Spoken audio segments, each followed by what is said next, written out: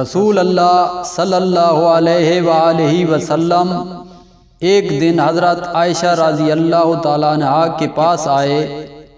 اس وقت ایک عورت میرے پاس بیٹھی تھی۔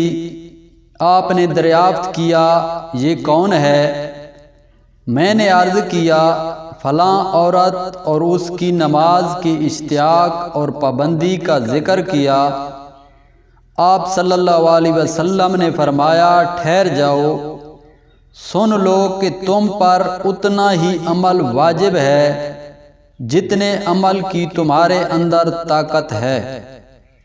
اللہ کی قسم، ثواب دینے سے اللہ نہیں اکتاتا، مگر تم عمل کرتے کرتے اکتا جاؤ گے، اور اللہ کو دین کا وہی عمل زیادہ پسند ہے جس کی ہمیشہ پابندی کی جا سکے اور انسان بغیر اکتائے اسے انجام دے۔ صحیح بخاری حدیث نمبر 43۔